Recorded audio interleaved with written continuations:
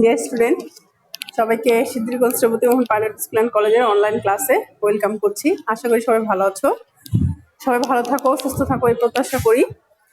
তো আমরা গত ক্লাসে কি করেছিলাম, কমপ্লিটিং সেন্টেন্স করেছিলাম।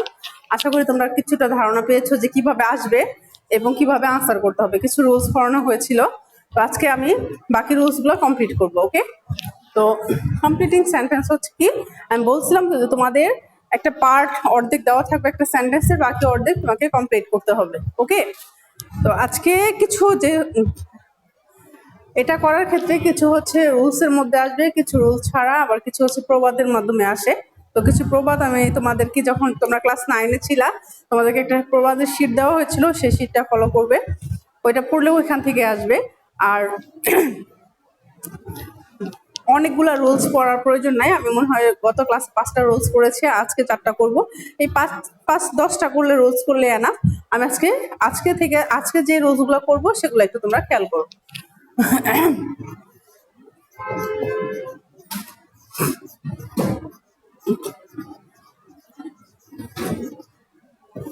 আচ্ছা দেখো কি লিখছে, অ্যাজ ইফ অ্যাজ দো, এটার বাংলা অর্থ হচ্ছে জানতে হবে, তাহলে তুমি সেন্টেন্স মেক করো, তোমার জন্য অনেক ইজি হয়ে যাবে। অ্যাজ ইফ অ্যাজ দো এরকম একটা যদি কোনো সেন্টেন্সের মধ্যে দেওয়া থাকে, এটার বাংলা অর্থ হচ্ছে যেন। ঠিক আছে, বাংলা অর্থ কি? যেন। অ্যাজ ইফ অ্যাজ দো এটা কেমন যেন, একটা উদাহরণ লিখি, যেমন হি স্পিক,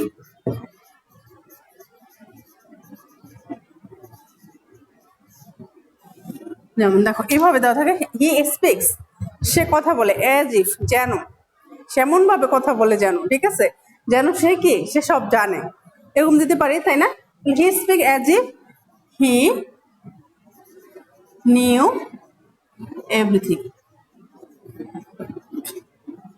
দেখো কি লিখছি, হি speaks as if he knew everything. তাহলে আমি এখানে কিন্তু এটা প্রেজেন্ট টেন্স ছিল, তাই না? স্পিক্স প্রেজেন্ট টেন্স, এখানে নিউ করা হয়েছে, নিউ হচ্ছে পাস্ট টেন্স, তাই না? তাহলে এটা একটা রুলস আছে, আমরা রুলসটা জানতে হবে। হ্যাঁ, এবং এই কথাটা করার ক্ষেত্রে আমরা মনে রাখবো, আচ্ছা, যে সে এমন ভাবে কথা বলে যেন সে সব জানে। এটা সব জানে সেটা আমার মনে হতে পারে, কিন্তু আমাদের তার আচরণ দেখে মনে হচ্ছে, তার মানে এটা আনরিয়েল বোঝায়। ঠিক আছে, তো আমরা আনরিয়েল পাস্ট ব্যবহার করলে সেখানে কিন্তু আমরা যখন পাস্ট করব সেখানে কিন্তু ওয়াজ রাখতে পারবো না, ওয়ার ব্যবহার করতে হবে। ক্লিয়ার? তাহলে আমরা অ্যাজ ইফ অ্যাজ দ্য রুলসটা একটু লিখে দিচ্ছি। রুলসটা কি হবে দেখো, রুলসটা আগে লিখো। সাবজেক্ট ভার্ব যদি প্রেজেন্ট হয়, কি হয়?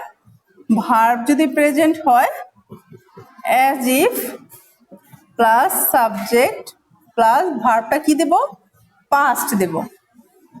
সো দেখো কি লিখছি, অ্যাজ ইফ একটা সেন্টেন্স, যুক্ত বাক্য, দুইটা অংশ থাকবে, প্রথমটা দেওয়া থাকবে, পরেরটা তোমাকে কমপ্লিট করতে হবে। তো প্রথম অংশ ভার্বটা যদি প্রেজেন্টে থাকে, পরের অংশ করার সময় আমরা ভার্বটা পাস্টে করব। ঠিক আছে, কারণ এটা প্রেজেন্টে দেওয়া ছিল, এটা কিসে দেওয়া ছিল? দেখো, present, speaks as if he knew everything. হ্যাঁ, he speaks as if he knew everything. তাহলে এখানে প্রেজেন্ট টেন্স ছিল দেখে ভার্বটা আমরা কি আনসার করেছি? নিউ দিয়েছি, পাস্ট করেছি। ঠিক আছে, আমরা অনেক বাক্য দিতে পারতাম যে সেমন ভাবে কথা বলে, হি ওয়ার এ ম্যাড, যেন সে পাগল। হি ওয়ার এ অ্যাক্টর, ঠিক আছে, যেন সে অভিনেতা। আমরা এরকম উদাহরণ কিন্তু তোমরা কথা বলার সময় ইউজ করো, তাই না? ওকে, তাহলে আমরা কি বলছি, যে যদি প্রথম অংশ প্রেজেন্ট হয়, পরের অংশ আমরা পাস্ট করবো। এটা আর একটা রুলস আছে, যদি সাবজেক্ট ভার্ব যদি পাস্ট থাকে, কিন্তু এই অংশটা যদি পাস্ট থাকে, তাহলে কি হবে, তাই না? সাবজেক্ট তাহলে হচ্ছে পাস্ট পারফেক্ট হবে, ভার্বটা কি হবে? Past perfect. দেখো কি লিখছি, অ্যাজ ইফ অ্যাজ দোর প্রথম অংশ যদি, তোমাদের এই রুলসটা একটু লিখে নাও, তাহলে তোমরা একটু মনে রাখা সহজ হবে, এবং এটা একটু ক্রিটিক্যাল আদার্স রুলস গুলো থেকে, কারণ এটা তোমার আগে কিন্তু সেম টু সেম ভার্বে আমরা বসা দিতাম। তো এখন কি লিখতেছি, যে প্রথম অংশটা যদি প্রেজেন্ট হয়, পরের অংশটা কি হবে? পাস্ট হবে।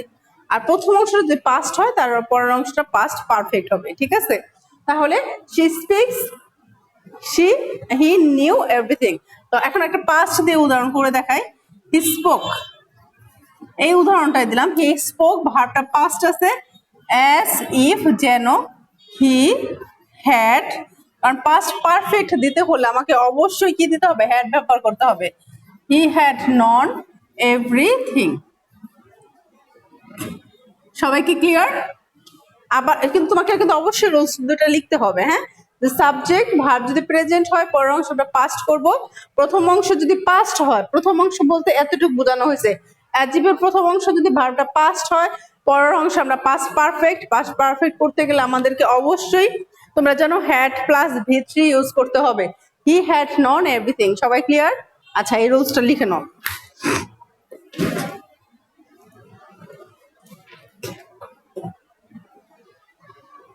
পার্টিসিপেন্টই তো নাই,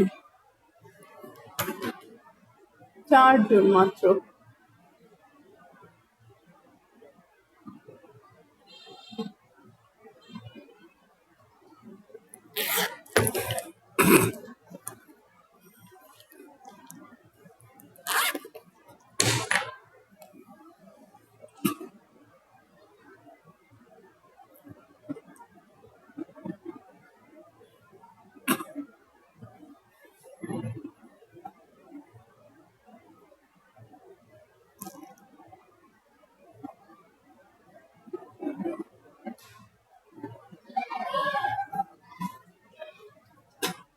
ওকে, আমরা সেকেন্ড রুলসে চলে যাচ্ছি। আশা করি এটা এই রুলসটা কোনো সমস্যা নাই, ঠিক আছে?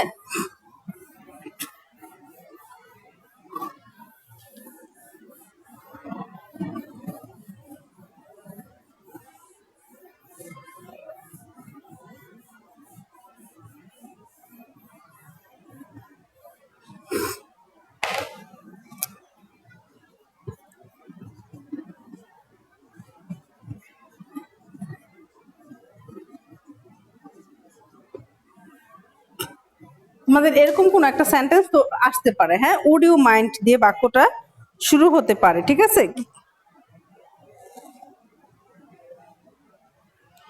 কি লিখছে? উড ইউ মাইন্ড, এটা দিয়ে কিন্তু কোনো কিছু অফার করা হয়, ঠিক আছে? মানে প্রস্তাব বোঝানো হয়, যেমন তুমি কি আমার সাথে এখানে যাবে, বা তুমি কি আমার সাথে চা খাবে, এরকম যে আমরা প্রশ্ন করি কখনো, তখন মানে কাউকে যদি রিকোয়েস্ট করা হয় তখন কিন্তু উড ইউ মাইন্ড দিয়ে প্রশ্ন করা হয়। তো এটা একটা রুলস আছে, রুলসটা আমাদেরকে মনে রাখতে হবে, কারণ এরকম বাক্যটা প্রথমে দেওয়া থাকে, পরেটা তোমাকে কমপ্লিট করতে হয়। এটার একটা রুলসটা হচ্ছে এরকম, এটার পরে যে ভার্ব আসবে ভার্বের সাথে তুমি কি করবা? আইএনজি করবা। ভার্বের সাথে কি যুক্ত করবা? আইএনজি। এটা মনে রাখলে হবে। এখন উদাহরণটা দেখাচ্ছি। উড ইউ মাইন্ড, তোমার এতটুকু বাক্য দেওয়া আছে, উড ইউ মাইন্ড, বাকিটা তোমাকে কমপ্লিট করতে হবে। তাহলে তুমি কি আনসার করবা? উড ইউ মাইন্ড, আচ্ছা লিখি going to school, going to school with me, ঠিক আছে? উড ইউ মাইন্ড যদি থাকে, এরকম যদি প্রথম অংশটা দেওয়া থাকে বাকিটা যদি করতে হয়, তাহলে আমরা মনে রাখবো কি করব? যে ভার্বটা দিব সেই ভার্বের সাথে শুধুমাত্র আইএনজি যুক্ত করলে এনাফ, ঠিক আছে? সে ভার্বের সাথে কি হবে? আইএনজি যুক্ত হবে। সবাই কি ক্লিয়ার? আচ্ছা ঠিক আছে। তো এই রুলস এর মধ্যে আরেকটা রুলস পড়ে, সেটা আমি একটু দেখাচ্ছি। সেটা তোমাদের আমি কমপ্লিটিং সেন্টেন্সও দেখাইছিলাম, কিন্তু রাইট ফর্ম অফ ভার্বে করানো হয়েছিল। তো রাইট ফর্ম অফ ভার্ব আর completing sentence same to same rules গুলাই ওইখানেও ব্যবহার হচ্ছে, এখানেও ব্যবহার হবে। যেমন এটা, এই রুলসটা ছিল এরকম, ওই যে উইথ এ ভিউ টু, এটা ম্যাক্সিমাম আসে, এটা আর এটা, look forward to, with a view to look forward to, এটার পরে যেই রুলস গ্রামারটা ভার্বটা আসবে সেই ভার্বের সাথে কি করবা? আইএনজি যুক্ত করবা, ঠিক আছে? এই দুটো রুলস যেন তোমাদের মনে থাকে, হ্যাঁ? যে উড ইউ মাইন্ড এবং with a view to look forward to যদি এরকম কোনো সেন্টেন্সে মাঝখানে দেওয়া থাকে, তাহলে আমরা এর পরে কি করব? ভার্বের সাথে আইএনজি যুক্ত করব। কি করব? ভার্বের সাথে আইএনজি যুক্ত করব। এখন উইথ এ ভিউ টু দেখি একটা উদাহরণ দেই। আই ওয়েন্ট টু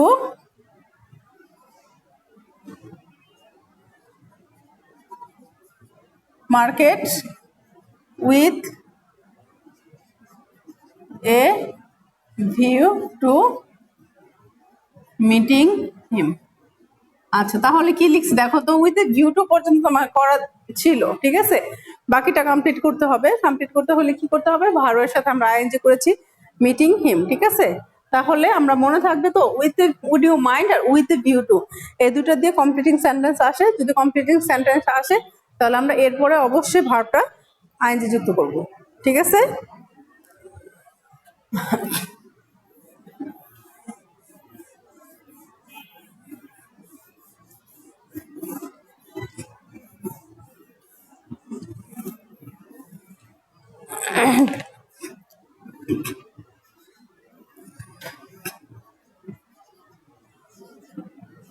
আচ্ছা এখন দেখো, এখন যে রুলসটা লিখছি এটার মান হচ্ছে হোয়াইল, যে বাংলা হচ্ছে হোয়াইল, হোয়াইলের বাংলা হচ্ছে যখন। ঠিক আছে, এটার একটা রুলস আছে এবং সেটা তোমাকে এই রুলসে বসাতে হবে। তুমি এই রুলস না ফলো করলে তোমার এখানে নাম্বারটা কাটা যাবে। ঠিক আছে, তাহলে আমরা রুলসটা একটু জানি। হোয়াইলের এটা আমরা একটু দুইটা রুলস মনে রাখবো। হোয়াইল এর পরে যদি সাবজেক্ট আসে, কি আসে? সাবজেক্ট থাকলে, সাবজেক্ট থাকলে কি দিব? পাস্ট কন্টিনিউয়াস হবে।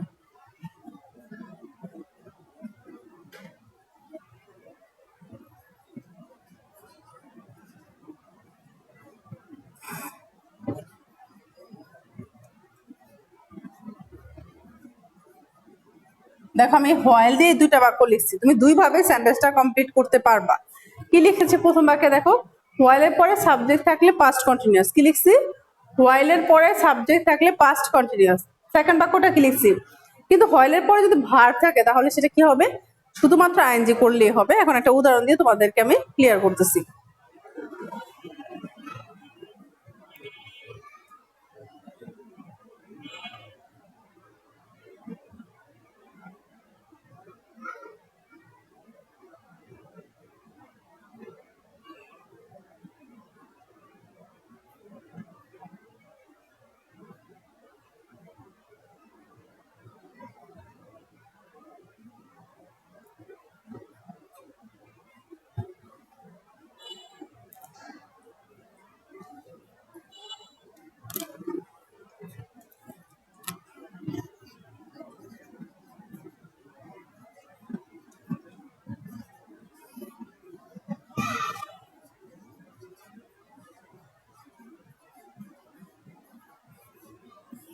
দেখো, দুইটা রুলস করানোর তো অবশ্যই কারণ আছে, তাই না? আই স হিম হোয়াইল, তোমার পরীক্ষা এভাবেও থাকতে পারে, এভাবেও থাকতে পারে। ঠিক আছে, এখন যদি এভাবে থাকে তখন কিন্তু তুমি জানো আমি বলেছি যে হোয়াইলের পরে ভার্ব থাকলে সরাসরি আইএনজি দিয়ে দিবা। তুমি কিন্তু ভার্ব দিয়ে আইএনজি দিয়ে করতে পারো, কিন্তু যদি তোমার সাবজেক্ট দেওয়া থাকে তখন কিন্তু তুমি শুধু আইএনজি করলে হবে না। সেক্ষেত্রে মনে রাখতে হবে পাস্ট কন্টিনিউয়াস। পাস্ট কন্টিনিউয়াস মানে কি?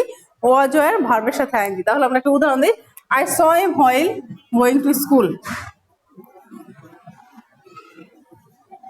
দেখো বাক্যটা কি হচ্ছে? গোয়িং টু স্কুল মানে জাস্ট যে একটা ভার্ব বসাইছে, ভার্বের সাথে আইএনজি দিয়ে দিচ্ছি। I saw him while I was going to school. আচ্ছা ক্লিয়ার? দুইটা বিষয় কি ক্লিয়ার হয়ে গেছো তোমরা? একটু দেখো যে আমরা যদি হোয়াইলের পর সরাসরি ভার্ব করি, আইএনজি দিব, ভার্ব দিই তাহলে আইএনজি ব্যবহার করব। আর যদি অলরেডি সাবজেক্ট তোমার দেওয়া থাকে, মানে এখানে আই সাবজেক্টটা দেওয়া ছিল, সেই ক্ষেত্রে আমরা ওয়াজ ব্যবহার করতেছি। Was going to school, was going এইটাই লিখছি, শুধু একটা ভার্বের আগে কি দিয়েছি? বি ভার্ব দিয়েছে। ওয়াজ অথবা ওয়ার তোমাকে ইউজ করতে হবে। ওকে, তাহলে আমরা এই রুলসটা ক্লিয়ার সবাই? আচ্ছা, নেক্সটে যাচ্ছি।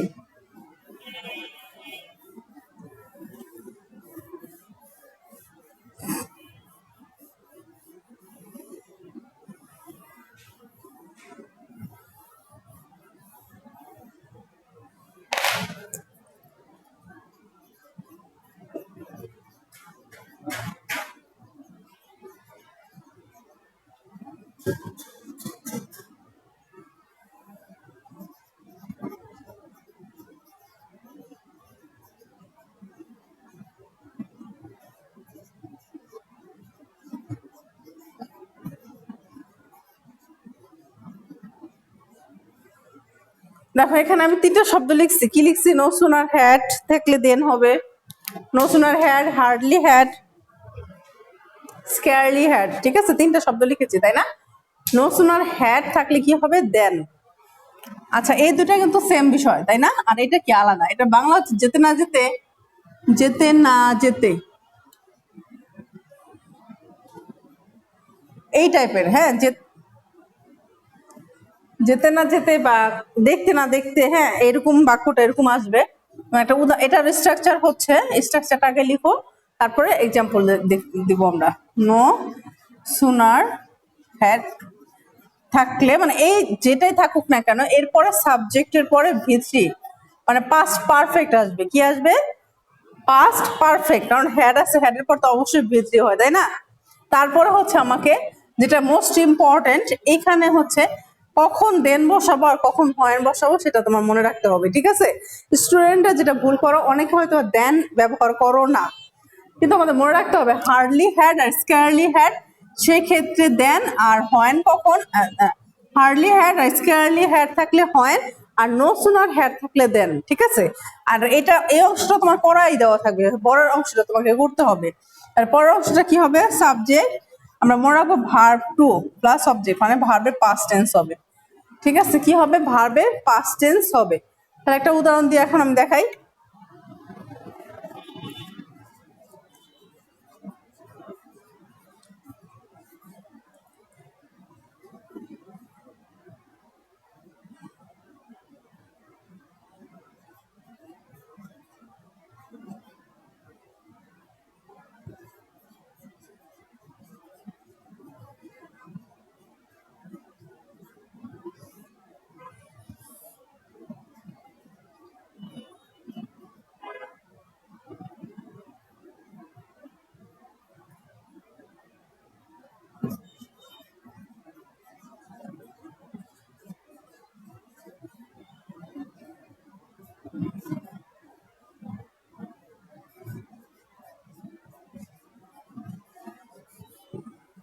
দেখো কি লিখছি, উদাহরণটা একটু দেখার চেষ্টা করো।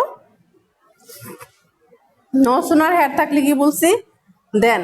হার্ডলি হ্যাড থাকলে হয়েন, স্কেয়ারলি হ্যাড থাকলে হয়েন। হ্যাঁ, তো আমরা যখন পরীক্ষায় তোমার এই অংশটা দেওয়া থাকবে, এই অংশটা করতে হবে। স্টুডেন্টরা কি ভুল করে সেটা আমি বলতেছি। স্টুডেন্টরা ভুল করে হচ্ছে যে no sooner had I reached the school, যেই মুহূর্তে আমি স্কুলে পৌঁছাইলাম দেন দ্য বেল র্যাং, ঘন্টাটা বাজলো, ঠিক আছে? এখন আমি কি চেঞ্জ করেছি দেখো তো, দেন। এখানে আমাকে অবশ্যই দেন দিতে হবে। কখন দিতে হবে? যদি নো সুনার হ্যাড থাকে। যদি সেন্টেন্সের মধ্যে নো সুনার হ্যাড থাকে তাহলে আমাকে দেন অবশ্যই ব্যবহার করতে হবে। আর ভার্বটা কি হবে বলছি? পাস্ট হবে, V2 হবে। তাহলে রিং এর পাস্ট ফর্ম হচ্ছে র্যাং। সবাই ক্লিয়ার? কিন্তু যদি সেন্টেন্সটা এখানে হার্ডলি হ্যাড দিয়ে শুরু হতো, ঠিক আছে? Hardly had I reach the school, তাহলে তখন কি হবে?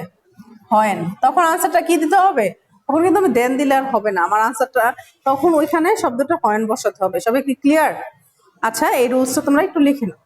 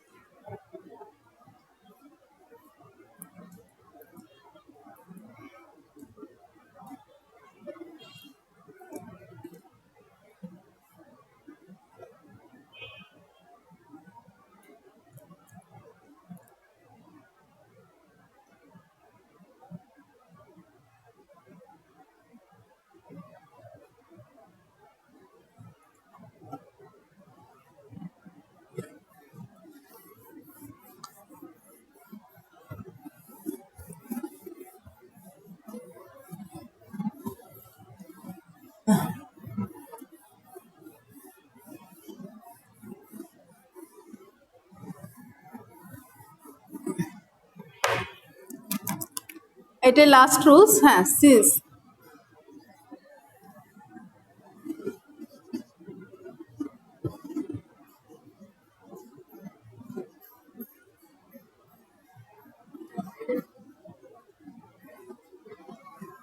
সিনসেস, হ্যাঁ, বাংলা হচ্ছে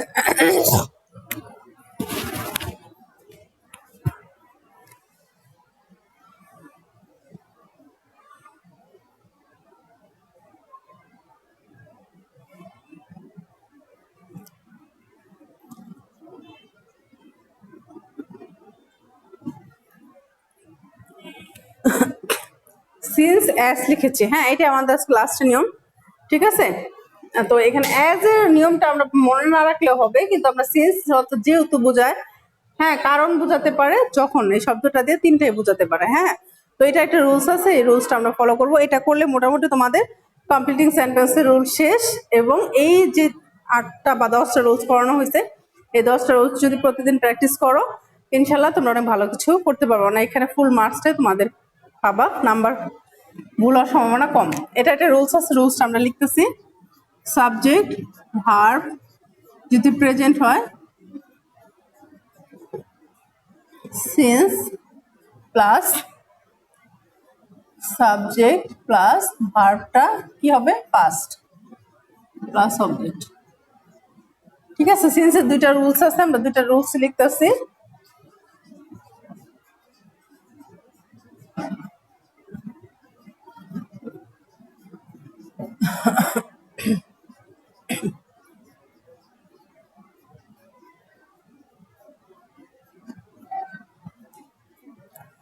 দেখো কি লিখছি, সিন্স যদি বাক্যের মাঝখানে থাকে, এটা একটা রুলস আছে। হ্যাঁ, রুলসটা লিখবো। এবং আরেকটা কথা আছে, সিন্স যদি বাক্যের শুরুতে থাকে সেটার জন্য কিন্তু আলাদা রুলস প্রযোজ্য। ঠিক আছে, আমরা আগে এটা শিখবো। সাবজেক্ট ভার্ব প্রেজেন্ট মানে সিন্সের আসলে কমপ্লিটিং সেন্টেন্স মানেই তো দুইটা সেন্টেন্স থাকবে, একটা সেন্টেন্স দেওয়া থাকবে আর একটা সেন্টেন্স তোমাকে কমপ্লিট করতে হবে। তাহলে যেহেতু একটা অংশ দেওয়াই থাকবে, সেই অংশটা দেখে বাকি অংশটা আমাকে কমপ্লিট করতে হবে। তাহলে প্রথম অংশটা সিন্স যুক্ত যদি কোনো একটা বাক্য থাকে, সেটার প্রথম অংশ যদি ভার্বটা প্রেজেন্ট থাকে, কি থাকে, ভার্বটা প্রেজেন্ট থাকে, তাহলে পরের অংশ আমরা কি করব বলো, ভার্বটা পাস্ট করব, সিন্স অ্যাজ ইফ অ্যাজ দোর মতো। আর যদি প্রথম অংশ পাস্ট দেওয়া থাকে, তাহলে পরের অংশ আমরা কি করব, পাস্ট পারফেক্ট করবো। একটা উদাহরণ লিখি।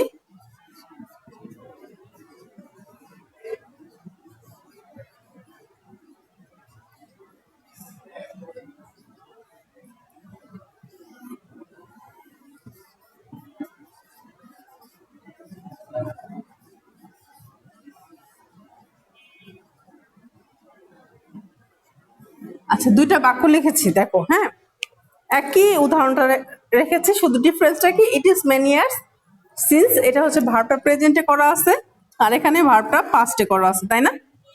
তাহলে আমরা রুলস অনুযায়ী এখন বসাই। সিন্সের প্রথম অংশ যদি প্রেজেন্ট হয়, পরের অংশ পাস্ট হবে। ইট ইজ মেনি ইয়ার, বাংলাটা আগে বলি, it is many year, it is হয় অনেক দিন, সিন্স যখন, হ্যাঁ আমি তার সাথে দেখা করেছিলাম। ঠিক আছে, আই স হিম বা I meet him, I meet her, আমি তাকে দেখেছিলাম মানে তার সাথে সাক্ষাৎ করেছিলাম। তাহলে কি হয়েছে বলতো, তাহলে সিন্সের প্রথম অংশ যদি প্রেজেন্ট হয়, পরের অংশ পাস্ট হয়েছে, মিট, এম ইটি, মিট হচ্ছে পাস্ট ফ্রম। আর যদি সিন্সের প্রথম অংশ পাস্ট হয়, যেহেতু এখানে অজ আছে, তাহলে আমরা পরের অংশটা পাস্ট পারফেক্ট, তাহলে কি লিখবো বলো, I had met her. Clear? আশা করি তোমরা বুঝতে পারছো। তাহলে আমি কি লিখছি, সিন্সের প্রথম অংশ যদি প্রেজেন্ট হয়, পরের অংশ আমরা পাস্ট দেব, প্রথম অংশ যদি পাস্ট হয় তাহলে পরের অংশ পাস্ট পারফেক্ট দেব। কিন্তু যদি সিন্স বাক্যের শুরু থাকে, এটা একটা নোট লিখে রাখো, সিন্স যদি বাক্যের শুরুতে থাকে মানে মাঝখানে যদি না থাকে, শুরুতে থাকে, তাহলে একই টেন্স হবে, ভার্ব দুটি একই টেন্সেই হবে, দুটি কি হবে, টেন্স একই হবে। হ্যাঁ, টেন্স একই থাকবে।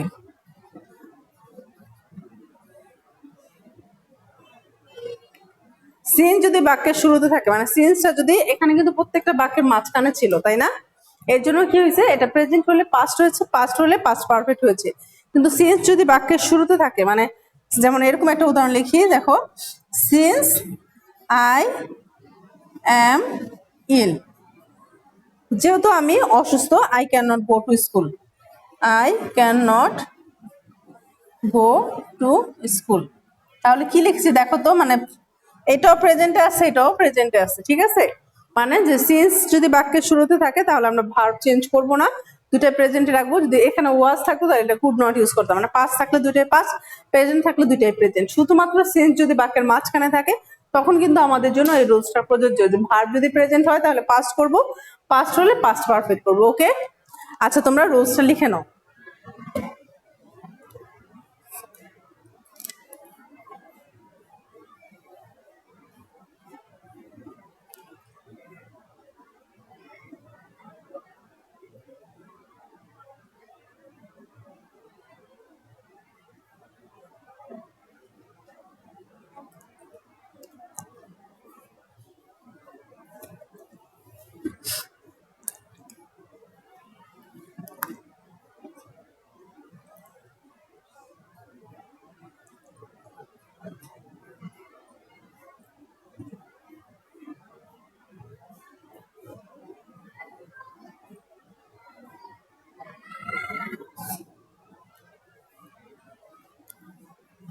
ওকে ডিয়ার স্টুডেন্ট, আশা করি সবার তোলা হয়ে গেছে।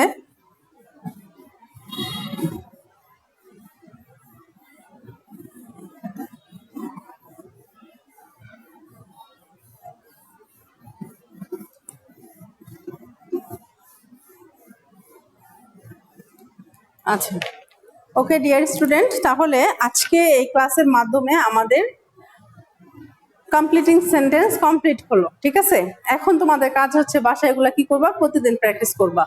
যখন তুমি প্র্যাকটিস করতে যাবা তখন কিন্তু তোমার নতুন রুলস আসবে না, কারণ হচ্ছে সেন্টেন্স মেক করা কিন্তু একটা মোটামুটি তোমাদের জন্য কঠিন ব্যাপার, কারণ প্র্যাকটিস করলেই কিন্তু তুমি নতুন শব্দ বা নতুন একটা সেন্টেন্স তৈরি করতে পারবা। সেই ক্ষেত্রে তুমি অবশ্যই বাসায় প্রতিদিন প্র্যাকটিস করবা। যদি কোনো সমস্যা হয় তাহলে তোমরা আমাকে নেক্সট ক্লাসে, আগামীকালকে ক্লাস আছে, কি সমস্যা হয় করতে গেলে সেটা আমাকে জানাবা। ঠিক আছে, আর যদি গ্রামারগুলোর এভাবে রেগুলার প্র্যাকটিস করো আশা করি কোনো ভুল হবে না এবং তোমরা খুব তাড়াতাড়ি বাসায় সেটা ওভারকাম করতে পারবে এবং ভালো একটা মার্কস পাবা। ঠিক আছে, সো আমি আশা করব তোমরা গ্রামারগুলো বাসায় প্র্যাকটিস করবা। আর সবাই বাসায় থাকবা, সুস্থ থাকো, ভালো থাকো। Thank you all.